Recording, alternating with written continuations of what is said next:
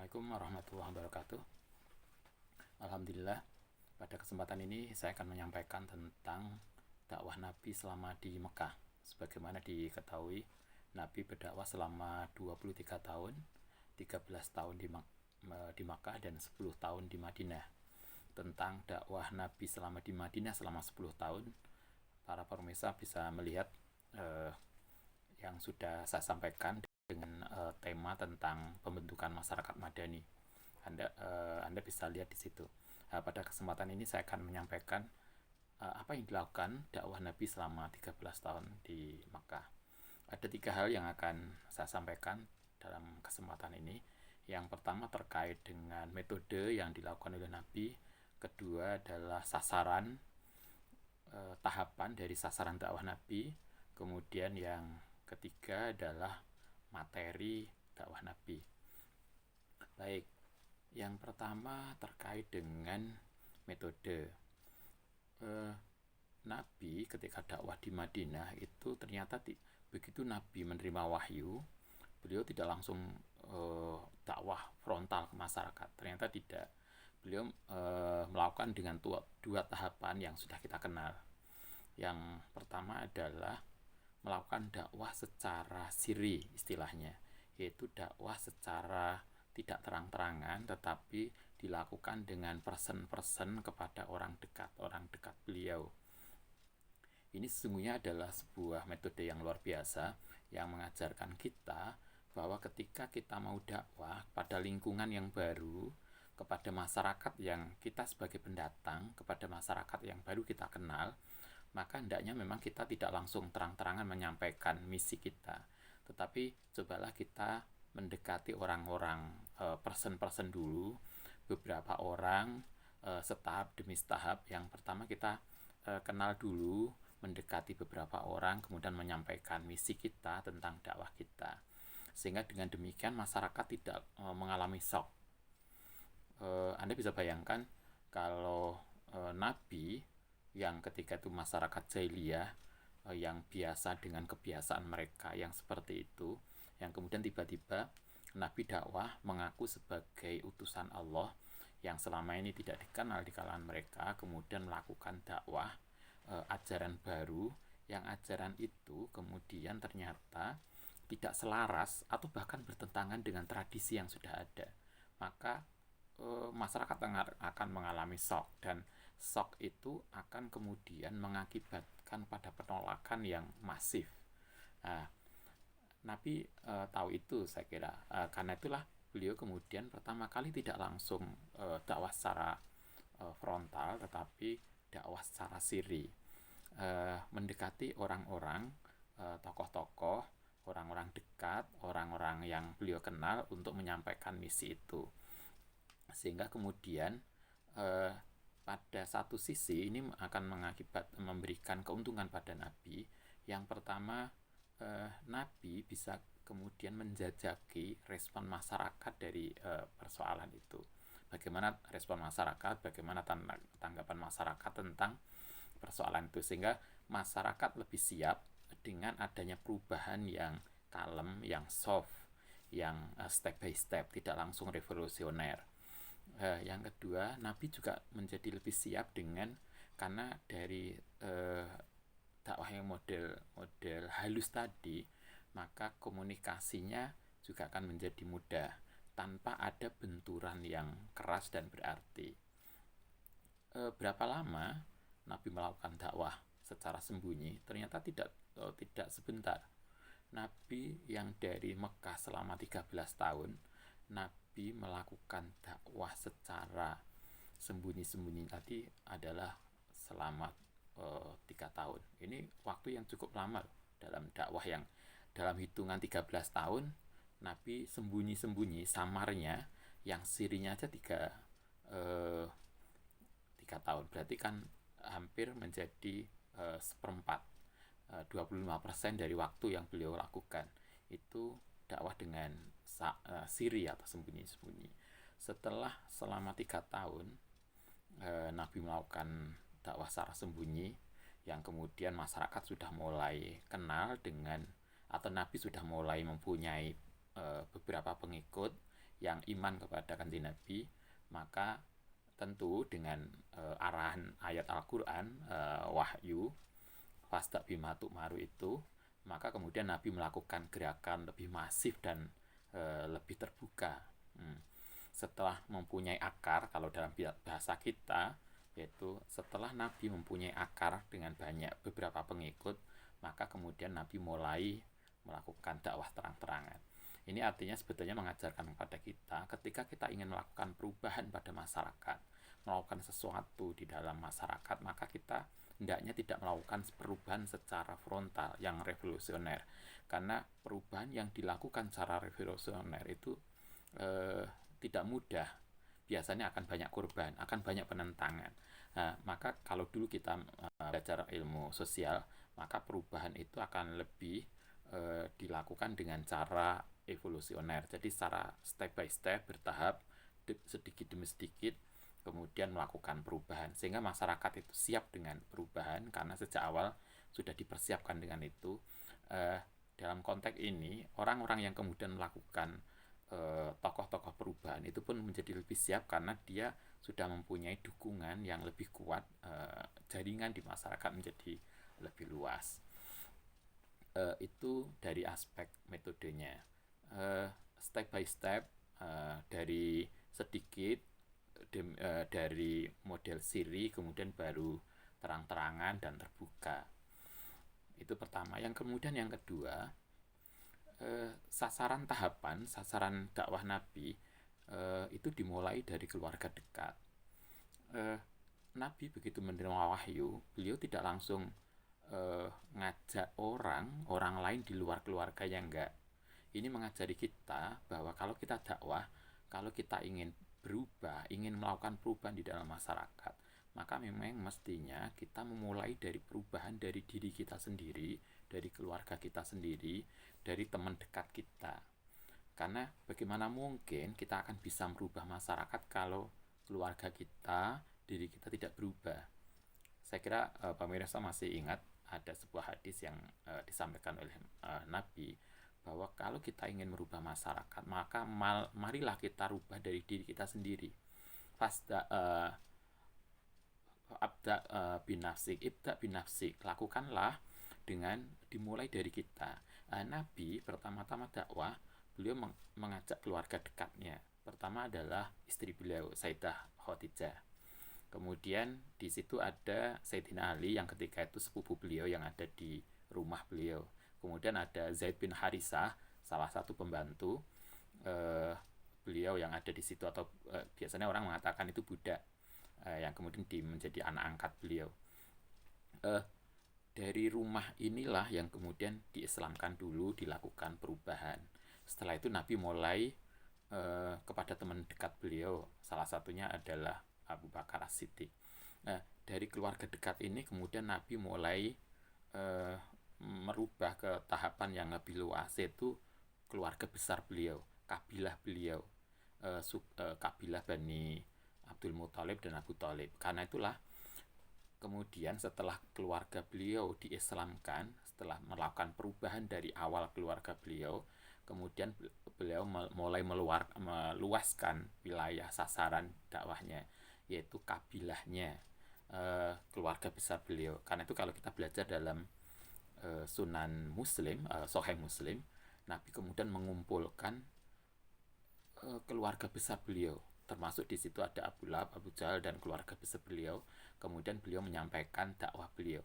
Jadi sebelum Nabi dakwah kepada masyarakat Arab Makkah ketika itu secara luas dan secara terang-terangan, Nabi memulai dari keluarga beliau lebih dulu, keluarga kecilnya, keluarga besarnya, terlepas dari bahwa kenyataan ada dari keluarga beliau yang kemudian menolak, itu urusan lain. Tetapi Nabi memulai dakwahnya begitu, dari lingkup kecil, lingkup yang lebih besar, kemudian lebih besar, dan seterusnya. Ini sekali lagi mengajari kita bahwa mestinya kalau kita melakukan perubahan, kalau kita nanti melakukan perubahan di masyarakat, marilah perubahan itu dimulai dari diri kita, sehingga keluarga kita, lingkungan kita itu bisa menjadi contoh dari perubahan yang akan kita inginkan di masyarakat. Kita tuh mau menginginkan masyarakat seperti apa, kita akan mengajak melakukan perubahan di masyarakat yang seperti apa. masyarakat butuh contoh yang bisa dilihat. Nah, karena itulah kita memberikan contoh kepada masyarakat tadi dengan cara kita melakukan perubahan dakwah kepada kerabat kita dan keluarga dekat kita. Di dalam banyak hal, Al-Quran juga mengajari itu. Bukan hanya dakwah, ketika kita sedekah pun, kita dikatakan wa'ata mala alil zawil kurba wal yatama wal masakin. Kalau kita punya kemampuan, kemudian kita ingin melakukan bantuan kepada orang, kepada masyarakat miskin yang membutuhkan, Quran tidak langsung kasihkan pada miskin, enggak ternyata. Zawil kurba dulu, bantulah kerabat kita dulu. Kalau Anda menjadi orang kaya, kemudian ingin membantu keluarga orang-orang yang miskin, yang kurang mampu, apalagi dalam kondisi seperti sekarang, maka kata Al-Quran, dahulukan keluargamu, carilah keluargamu, barangkali di antara keluarga kita itu ada orang-orang yang butuh bantuan. Nah, setelah keluarga kita dahulukan yang mereka membutuhkan, kemudian anak yatim, setelah itu kemudian dilebarkan lagi fuqara wal masakin. Jadi tidak kemudian setiap orang dibantu, tetapi ada prioritas-prioritas tertentu, yaitu keluarga dekat dulu. Nah, kembali ke persoalan Nabi tadi juga begitu. Nabi mengajari kita sasaran dakwah dimulai dari step by step, dari mulai yang lingkungan kecil yaitu keluarga kita, kemudian lebih besar keluarga besar, kemudian masyarakat. Jadi tidak dimulai dari masyarakat, tetapi dimulai dari keluarga, dari diri ibda binafsik. Itulah kemudian kita merubah keluarga kita, dari keluarga kita merubah lingkungan kita, dari lingkungan kita merubah masyarakat secara lebih luas. Itu sasaran dakwah Nabi yang dimulai dari kecil menjadi besar.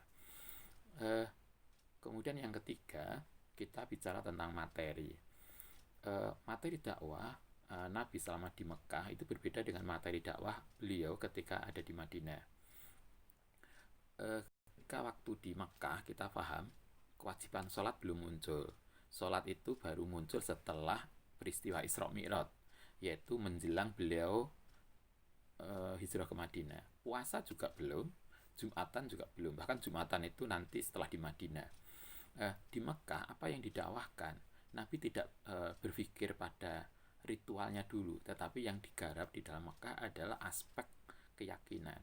Apa yang didakwahkan Nabi selama di Mekah itu adalah keyakinannya dulu, belum pada aspek ritualnya. Karena itu kalau kita belajar pada aspek pada dakwah model Nabi ini, berarti sebetulnya yang harus kita lakukan ketika kita akan melakukan perubahan pada masyarakat, yang harus kita rubah dulu adalah mindsetnya. Kita tidak mudah untuk merubah orang kalau mindsetnya masih belum.